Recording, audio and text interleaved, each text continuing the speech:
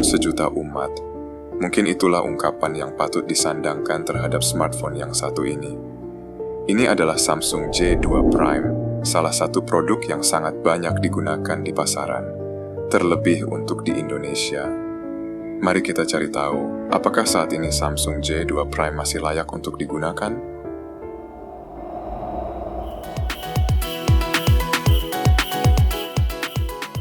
Salah satu alasan kenapa J2 Prime sangat laku di pasaran Indonesia, mungkin karena saat itu di tahun 2015-an adalah tahun di mana Android sedang ramai-ramainya di Indonesia.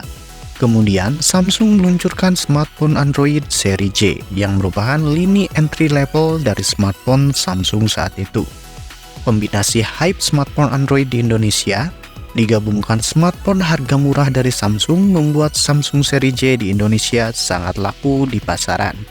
Selain J2, seri J lainnya seperti J1, J3, J5, dan J7 memang sangat laku juga di Indonesia.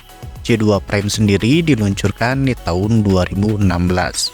Hingga akhirnya sampai saat ini pun masih banyak orang-orang yang menggunakan Samsung J2 Prime. Setidaknya digunakan oleh mereka-mereka yang tidak terlalu mementingkan fitur atau oleh mereka-mereka yang hanya butuh smartphone untuk alat komunikasi saja, seperti untuk WhatsApp atau Facebook misalnya. Untuk penggunaan WhatsApp, J2 Prime memang masih bisa digunakan seperti biasanya, dan semua fitur WhatsApp bisa digunakan di sini. Keterbatasan memori internal dan juga RAM membuatnya sudah tak akan bisa lagi untuk menginstal banyak aplikasi. Seperti ketika kita menggunakan aplikasi Facebook, kita pun disarankan atau seperti diharuskan untuk menginstal versi Lite. Karena jika menggunakan versi reguler, maka akan terlalu banyak memakan memori internal dan juga RAM sehingga akan membuat smartphone terasa lagging dan berat. Sebisa mungkin gunakan aplikasi-aplikasi berlabel Lite jika kamu juga menggunakan smartphone Android keluaran lama, seperti Facebook Lite, Messenger Lite, Line Lite, atau bahkan TikTok yang juga menyediakan versi Lite untuk mereka pengguna smartphone lawas. Namun satu yang sangat disayangkan ketika kita menggunakan Samsung J2 Prime untuk saat ini, satu aplikasi yang tidak bisa digunakan yaitu YouTube. YouTube telah menghentikan dukungannya. YouTube sudah tidak bisa lagi digunakan karena memang aplikasi YouTube nantinya akan terasa sangat berat jika tetap bisa digunakan di J2 Prime. Selain itu, versi Android yang sudah terbilang lawas yaitu versi Marshmallow akan membuat lebih rentan terserang virus atau malware dari sisi sistem keamanan. Kita mungkin masih bisa menonton YouTube namun harus lewat browser, dimana jika kita melihat YouTube di browser akan berjalan lancar-lancar saja dan tidak ada masalah, walau fitur dan kenyamanan penggunaannya tidak akan sebaik ketika menggunakan aplikasi. Bagaimana dengan gaming? Game-game casual yang berukuran kecil masih bisa dimainkan di Samsung J2 Prime, namun jangan berharap lebih. Sekali lagi, harus saya katakan RAM dan memori internalnya sangat kecil, di mana game-game zaman sekarang biasanya memakan banyak memori penyimpanan. Di samping itu, prosesor lawas dengan fabrikasi 28 nanometer dirasa sudah tidak akan mampu lagi memainkan game berat, dan baterainya yang pastinya akan jadi cepat habis.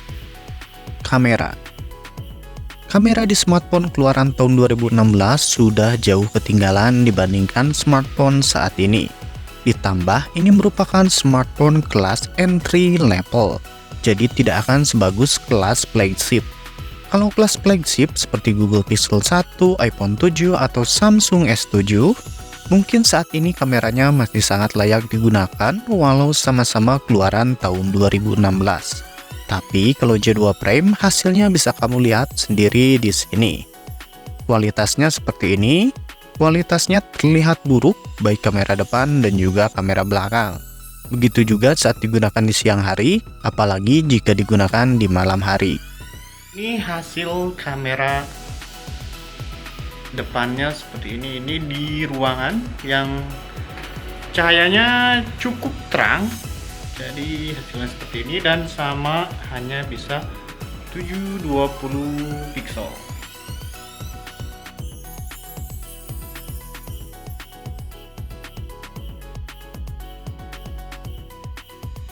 Ini untuk rekaman kamera belakang seperti ini. Ini gelap banget kalau dilihat di sini ya, dan noise sekali. Hasilnya seperti ini. Kamera depan seperti ini ya, menurut saya sih ini kamera depannya kalau untuk video nggak kepake ya. Kesimpulannya, jika menggunakan smartphone flagship dari tahun 2016, mungkin masih bisa saja digunakan dengan nyaman di tahun ini. Tapi kalau menggunakan smartphone entry level di tahun ini, rasanya sudah sangat sulit.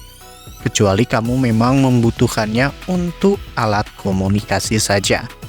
Aplikasi YouTube sudah tidak bisa dan tidak menutup kemungkinan aplikasi lainnya pun akan segera menyusul.